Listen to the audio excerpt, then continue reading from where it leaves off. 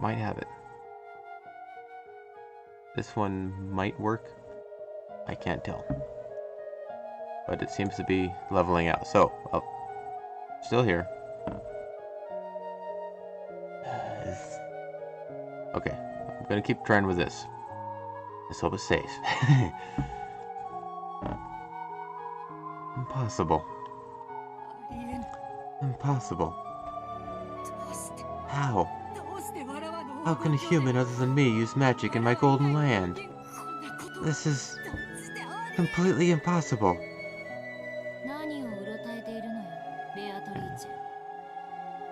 What are you so flustered about, Beatrice? This is magic, right? There's no way that's magic. This is my golden land. A world where magic that isn't mine certainly cannot exist. And my magic was not able to revive Sakutaro. There's no way it could. That is a special stuffed animal. Not quite. Made by Rosa for her daughter's birthday, and in the entire world, the only...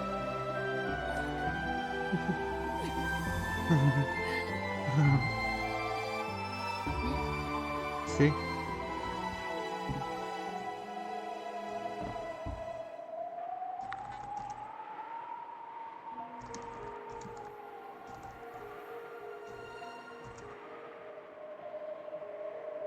Alright.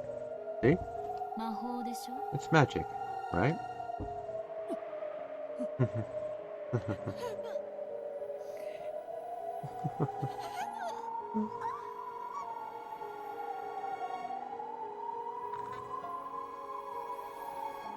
Seems stable, so we're good. With this miracle that she couldn't possibly accept, Beato understood all of my magic. He looked at Maria and Sakutaro innocently, frolicking around, looked at me, and then fell to her knees, leaving her hands pressed to the ground, and cried. Beatrice, this really is magic, right? It's magic, right? Beatrice! Indeed, it is magic. This is real magic. Why can Angie use a magic that even Beato couldn't? Why? Why? Angie's amazing. Angie's an amazing witch. A real witch who's much more amazing than me. Yeah, that's right, One-chan. I am the Witch of Resurrection, Angie. There's nothing that can't be revived by me. Amazing. Incredible. Even Beto said that the magic resurrection was the hardest. Angie's incredible. A really, real great witch.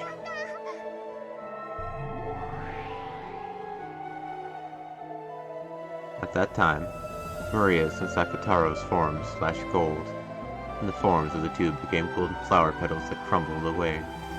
As the tube became a golden wind and swirled together, they left for some other peaceful place, not here.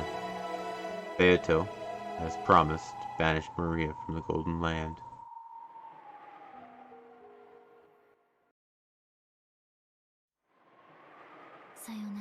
Goodbye, Maria One-chan, and be happy forever. Don't worry, you definitely exist in One-chan's world too, but that isn't you. Good for you, Maria. As your close friend, I celebrate this reunion from the bottom of my heart. On Beto's face was a mixture of what was probably every expression a human could muster. It was joy, anger, and sadness. That's the source of magic, isn't it? Without love, without sadness, without anger, magic cannot be seen.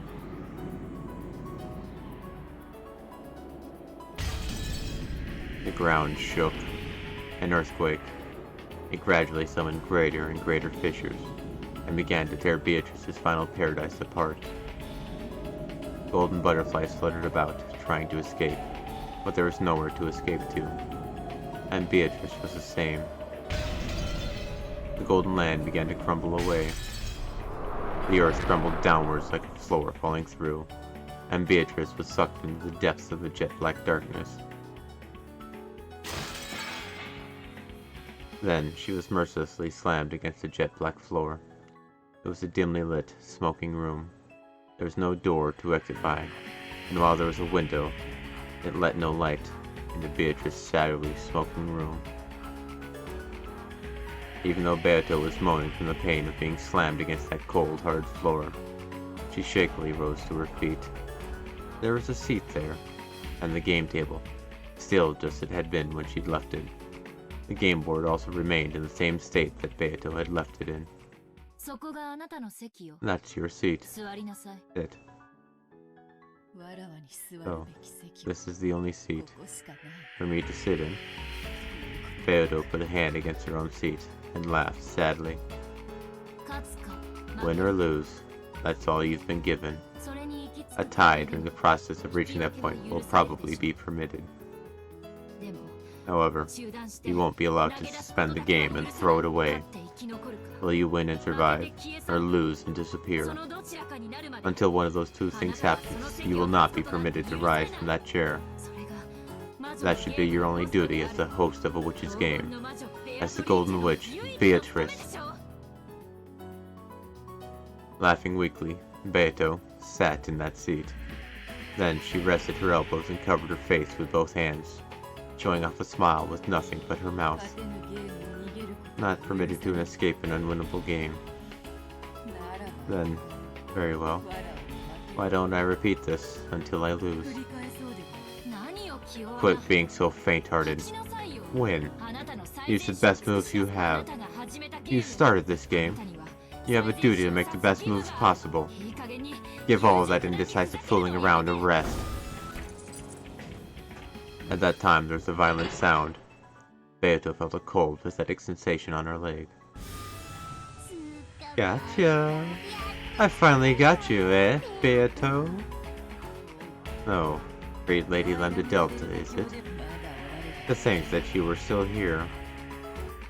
Beato's foot was caught in an ice-cold steel shackle, tying her to the chair she sat in. She would no longer be able to escape from this seat.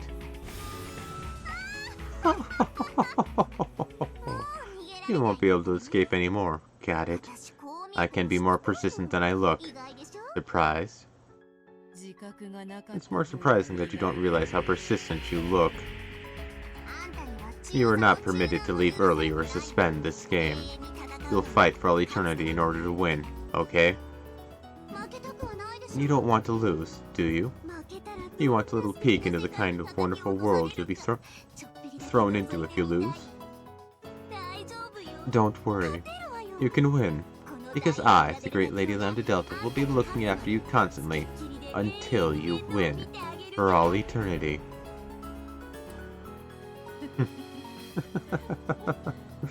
But even if I wish to fight, there's no opponent seated across from me, correct?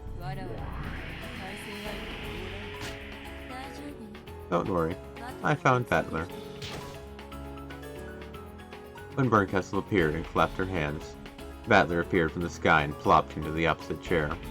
Battler's eyes were slightly open, but there was no sparkle in them, almost like a doll's.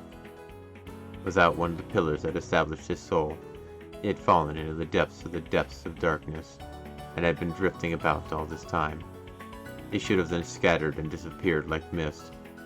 Bernkastel had managed to scrape him together. It's incredible that she managed to bring him back into a human form. However, even though his flesh had returned, his soul had not. It had been blown away by Beatrice after having its existence denied. It wouldn't come back easily. Battler won't run from this fight either. Not until he defeats you. Just because your chances of winning are shrinking doesn't mean you'll be permitted the elegance of abandoning everything and running. Even he doesn't want that. Isn't that right, Ushiramiya Battler? Battler didn't answer. His heart was still dead. His eyes wavered slightly at the question, but he couldn't answer.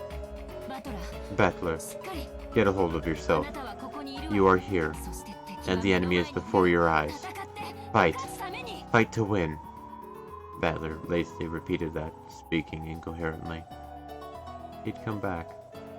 The wound he bore on his soul was no small thing. That was only natural. Beatrice had woven her red, and he had been denied. He had learned that the mother he'd respected was not his birth mother, and he didn't know who he was. He was not Ushirimiya Battler. Don't talk stupid. You are Ushirimiya Battler, no one else. No matter who acknowledges that or denies that, make sure you believe in yourself. After all, you're the only one who can create your own world. Don't lose the world where you're Ushirimiya Battler. Then, who am I? I'm not my mom's child, right? Where was I born from? Battler asked that question as his eyes, which still hadn't regained their sparkle, stared lazily up at the ceiling. Of course, she answered right away. Yes, that's right. Beato proclaimed it with her red truth. I'll proclaim it too. Ushirimiya Battler is not Ushirimiya Asumu's son. In that case, he is not qualified to be the opponent in my game, correct? Beatrice, repeat it. Ushirimiya Battler is not Ushirimiya Kinzo's grandchild. As Beato wrinkled her forehead, a painful-looking smile rose to her face. So you refuse to repeat it. Beato proclaimed two red truths. Battler is not Asumu's son, and no one except Kinzo's grandchild Battler is qualified to be her opponent. The following theory will allow Battler to be accepted without creating any contradictions. Here's my blue truth. Listen to it. The one qualified to be Beato's opponent is Kinzo's grandchild, Ushirimiya Battler, and whether you're Asumu's son is not a problem. Thus, even if you aren't Asumu's son, you can still be Kinzo's grandchild, as long as you're Rudolph's son. It was just a silly word game, wasn't it? Your blue truth is valid. Beato, your counter-argument with the red truth? If you cannot counter it with the red, Battler's qualification as an opponent will stand unchallenged. That's the first thing I thought of when they were talking about this. Rudolph. Battler was still out of it. He still couldn't really understand what she was saying for him. But even so, his spirit was starting to come back, bit by bit. Then, who am I? Get a hold of yourself. You are Ushirimiya Battler. Yeah, maybe Mother Asumu didn't give birth to you. But so what? That doesn't change in the slightest the fact that she was a mother to you, right? For example, what is Ushirimiya Angie to you? You might not share the same blood, but she's still your little sister, right? It's not about blood, it's about bonds, right? That's right. Even though we don't share the same blood, Angie is my little sister. Say it in red. Say that Angie is your little sister. Angie is my little sister. I could say it. She hugged Battler, who was still out of it, and slumped in his chair, strongly from behind. So much that it hurt. I don't know why Mother Asumu wasn't your birth mother. But still, up until today, and even now, you believe that she's your mother, right? In this world, there are plenty of people without even a mother, without even a family. Did Mother Asumu ever let you feel lonely? Never, right? Don't throw your peaceful family away so easily. Your family bonds have gotten too thin after leaving your family for 6 years. You have to feel those family bonds much, much more strongly. Remember, for Mother Asumu's sake as well, don't lose your love over a foolish witch's rant like this. You're right. Mom was always on my side. Where is this place? It's dark. I want to go home. Where's my family? The light still hadn't returned to Battler's eyes, but tears appeared. Your little sister is waiting at home for you to come back. If even you don't come back, you'll be all alone forever.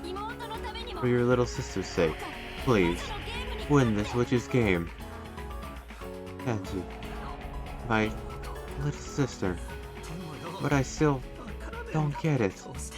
Why do I have to keep repeating this incomprehensible, cruel game with Beato? I've had enough. In that case, settle this game quickly and go back home. Ushirima Battler, how long are you going to play around in a place like this? Your little sister's waiting for you to come home. That's right.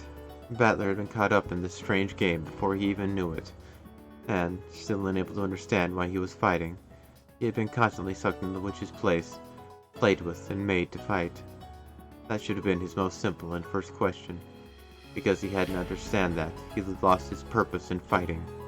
That's why my voice won't reach Battler's ears. Instead of a vague purpose like winning against the witch, or because he couldn't forgive her, he has to be aware of a purpose for which he must win. That's right.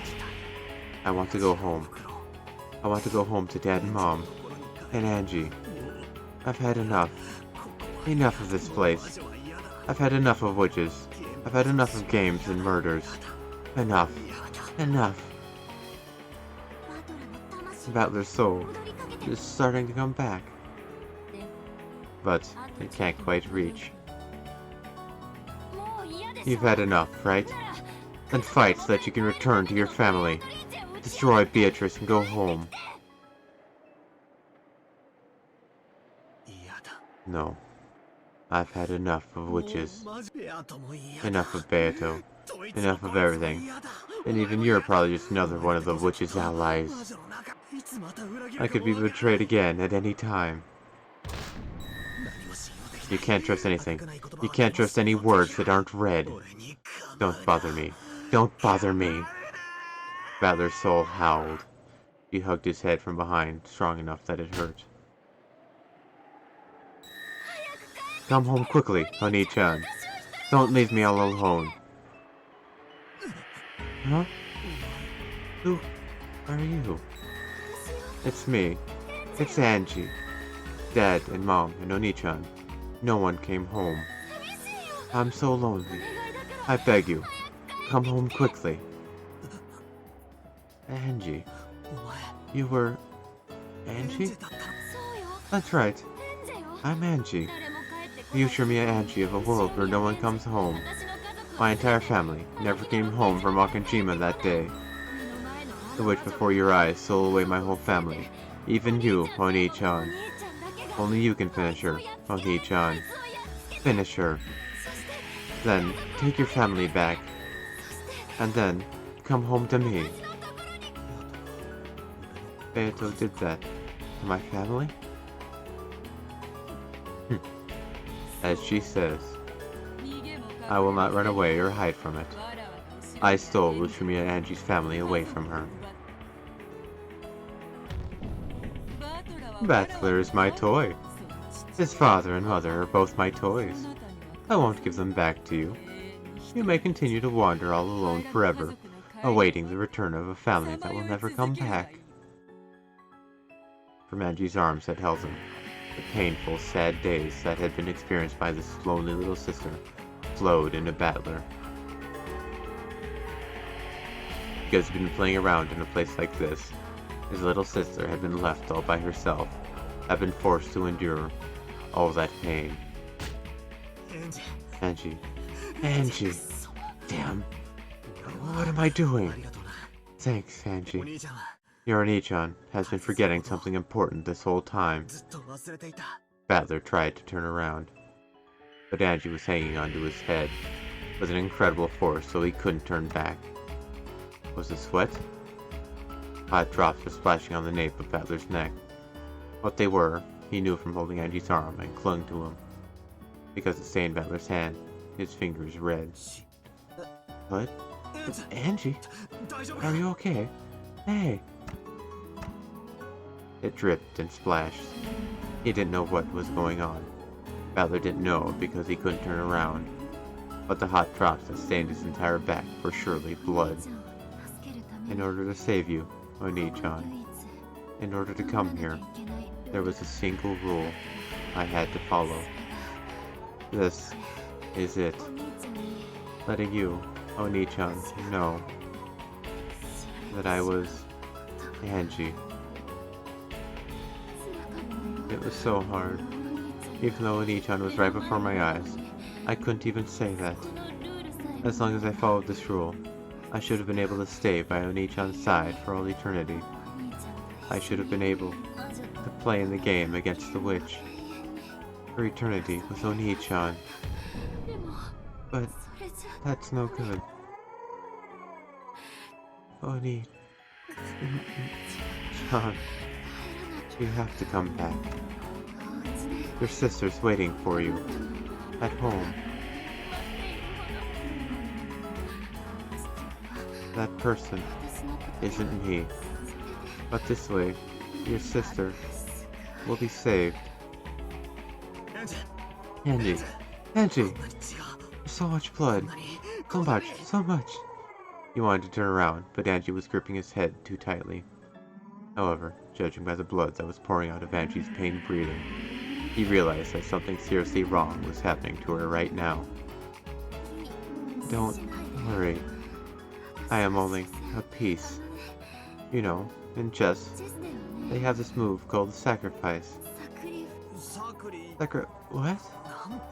Who cares about chess? Let's get you some first aid, quickly. Let go for a second, Angie. A sacrifice is an abandoned piece. For a tactical game, you intentionally accept a loss and let a piece go. In chess, the ultimate goal is victory. So if it can bring you to victory in the end, there's nothing wrong with sacrificing a few individual pieces. Angie had coolly made a decision. She had been taught over and over again that she was a piece, not a player. In order to act like a piece and save Battler, right now she would have to become a sacrificial piece herself. Battler had to know. His purpose in this witch's game couldn't be something as abstract as finishing off the witch. He had to win the game, release himself, and bring his family back home. Why? Because he had a family, a little sister who was waiting for him to come home. A being was created so that Ushime Angie's voice could reach you. That's me, Angie, Beatrice. I'll sacrifice the piece I am to give you the will to fight, to give you purpose. My purpose isn't to play with you in a witch's game for all eternity. I came to bring you Ushime Angie's mourning and sadness. That is my unshakable purpose. Angie. Angie. The white, thin arm that held Battler became pale and transparent, almost like wax. And even so, the fresh blood stained it so cruelly. I will disappear now, but Oni-chan, fight with all you've got, and I'm sure you'll come back to me. I'll be waiting, always. I'd planned on helping out a lot more than this, but I couldn't do anything. Sorry. Don't worry about that. You taught me, didn't you? You taught me why I have to win, and that I've got to win for certain, and come back to you. What am I doing lazing about in a place like this? Yeah, I won't play around anymore, because I'll come back. I'll come back home. I'll definitely come home. Bring the souvenir. I promise. I don't need one. But promise me one thing. What? I'll promise anything. In a second, I'm going to let go of this hand. It hurts, didn't it? Sorry. I held it so tightly. I'm okay. So you don't have to turn around. So, in the end, let me see the coolest part of you. Oni-chan, rise from your seat, point at the witch before your eyes, and announce that the game will start up again. Angie's hand slid and disappeared behind me. There were bloody fingerprints left behind, blurred by her fingernails, but I turned around right away to take care of Angie's wounds. Angie! Angie? Ah, crap. And you even promised that you wouldn't turn around. Angie. Where? Behind my chair. It was as though about 10 watermelons packed with blood had been smashed, and there was a sticky, pulpy mountain. And around that mountain of blood and mincemeat, the clothes and shoes Angie had been wearing lay crumpled as though they'd been taken off and thrown away. As though just the human's insides had been pulverized and tossed like scrap. As though Angie, who had been standing there until a second ago, had been crushed. Angie? Where's Angie? Where did Angie disappear to? Hey! Where did Angie go? The two young-looking witches said nothing, and just silently looked at the mountain of blood and meat and clothes. But I didn't want to accept it. I definitely didn't want to accept it. I was right in front of you. I was watching the whole time. Watching what happened to Angie behind you.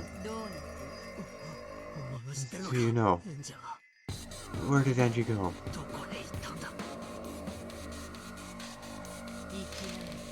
While she still lived, pinch by pinch, massive red-hot pincers tore chunks of flesh the size of a thumb off her and threw them away. I was watching. I saw as countless cruel tools, burned red-hot in the witch's furnace, approached Angie from behind, and one bit at a time, pecked at her, twisted her, ripped chunks off of her, and tore her to pieces. Angie should be proud. In order to share some last words with her brother, she stopped herself from gasping at that pain until the very end. As if something like that could have happened. But on top of that mountain of flesh and clothes, what had fallen there was without a doubt what she had been wearing on her head, those pink jeweled hair ornaments. To be honest, I thought they were a bit too childish for her and didn't suit her, so I remembered them well. Why did Angie wear such cheap hair ornaments all the time? No. I thought that this is Angie couldn't possibly be. You're pretty blunt, Beato. Battler didn't see it. So you could have just said she turned into butterflies and flew away or something. You guys also saw that happen? You saw Angie get torn into little bits? You were watching, and yet you stayed so calm the whole time? Without answering, Burncastle, Lambda Delta, and Beatrice stared at me. Some in pity, others in derision, watching me. Then she called herself Gretel, and after what had happened with Virgilia in the last game, I thought she might be Beato's underling, and I had been worried of her, not trusting her even though she was an ally. And now, after learning that it really was Angie, without even being allowed to see her face, I turn around and find something like this. Why does it matter? All this about your little sister. What did you say? After all, you'll never return from this place for all eternity anyways. Whatever happens to your little sister in a world where you don't come home has nothing to do with you. As long as you play here, the Angies of countless worlds will live in isolation, and the same pain of her final moments just now will be forced upon her, spread over a period of more than a decade. However, that is no importance, correct? It cannot be seen by you from here. You cannot observe it. An unobservable fact cannot be proven, except by the red truth. Therefore, your anxiety over Angie's misfortune after this may be needless. She might, surprisingly, be able to live a casual life without ever having to work, thanks to Rudolph's inheritance, right? That's a lie. From Angie's arm, every part of that sad future world had poured into me in an instant. All because I keep on lazing about forever, and playing in a place like this. I never thought about anyone but myself. I must defeat her. I'll take back my family, back to where Angie's waiting, and come home as soon as I can, because even as I hang around with a switch like this, Angie's heart continues to be torn to bits by sadness. Angie, is this what you wanted to see? I turned towards the cruel witch who had indifferently spoken of Angie's brutal last moments, and slowly, yet with all my might, pointed. Beatrice. Indeed. Resume this game. I won't run away anymore, and I won't let you escape. Bring it on. I can no longer escape or hide. Let us decide this between you and me for good. One shall win, one shall lose and be destroyed. No other resolution can exist. I'll win. No matter how long it takes, I'll definitely smash you. There aren't going to be any more compromises, interruptions, or losses by default in this contest. I won't run away. I won't let you get away. Try and defeat me with everything you've got. There's absolutely no need for stupid tricks and deceit, for intermingling and acting friendly. You and I are enemies. I have to settle this as soon as possible, and bring my family back to Angie. Unwavering resolve. Certain willpower. The certain willpower of a human becomes certain magical power. That leads to a miracle, and promises that it shall be so. Yes, this is the promised, certain miracle. Are my chances at victory not even 1 in a billion? No. Shall it be certainly impossible without any fragment of a miracle? Before I knew it, a cold, stiff chain had bound my other leg without a sound, tying me to the chair. All that's left is to either be killed and lose to Battler, or resist and continue in an endless tie for all eternity. Or perhaps I should say it's to continue trying until I've prepared my heart for death. Either way, I must fight to lose, and nothing more. I have already been bound by the chains of eternity, and Battler won't let me escape either. Should I pathetically beg for his forgiveness? Should I beg for compassion by appealing to his pitying heart? Should I forget appearances and prostrate myself? Because of the chains, even that choice will not be granted me. Checkmate.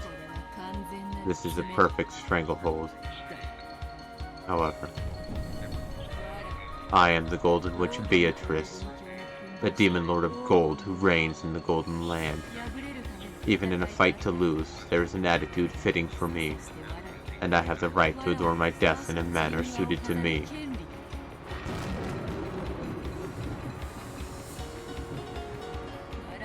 I am no different. I'll make you accept the existence of my magic, and the door to the Gold Land will open on this island. You shall become the guest of honor at that first tea party. Everyone besides you has gathered already, you see. Because the honored guest's arrival has been delayed, the tea party cannot begin. Your father, mother, cousins, and everyone else are getting tired of waiting for your arrival. Sure, that's perfect. That's just perfect. What the hell is magic? What the hell are witches? I'm done playing with you. Here we go, Beatrice. Come as hard as you can, for there'll be no compromise, interruptions, or losing by default. One shall win, and one shall be destroyed. If you have no desire to lose, then you must defeat me, kill me. However, I won't be killed so easily. Until you can prepare a fitting end for me, I can resist over and over again. Can you do that? No, you probably can. You surely can. Come on. Come and kill me. Is it that hard? Then let's go with the usual.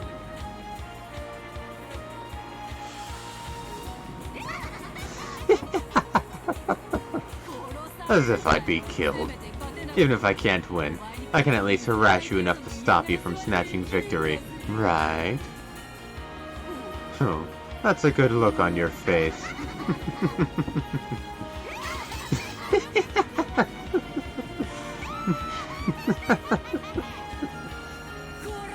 Try and kill me. Try and kill me, Ushimiya Battler. Please kill me, Kip.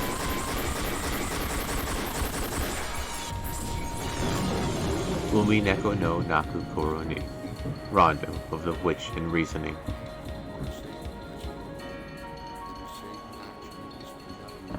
I'm betting that's the end of the arc.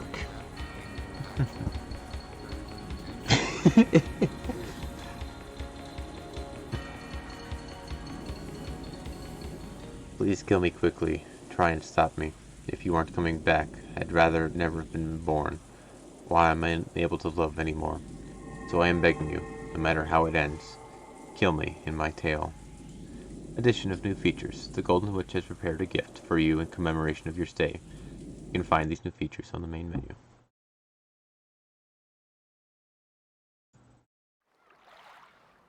I'm betting it's a tea party? Yeah, it's a tea party. I don't think I have enough time to go through those today. I'm gonna call it a stream today. It's been a hell of a ride today. And not just today, but the whole series. Why was it today that the internet decided to be weird? Whole month of it going just fine, and then today, on the final part of the episode, it cuts out like that so much. I hate my internet. I hate my internet so much. But anyway, bye-bye everyone. See you next time. And Zekuto, get some sleep. You really do need it. It's good for you. It's something that your body needs. Don't deny it. But yeah, have a nice weekend, everybody. We'll come back on Sunday, and we'll be watching Hunter x Hunter, I guess. Or, yeah. Yeah, that's the one we're watching. It's been a weird week. See y'all later. Have a good one. And I'm stopping the stream for real this time.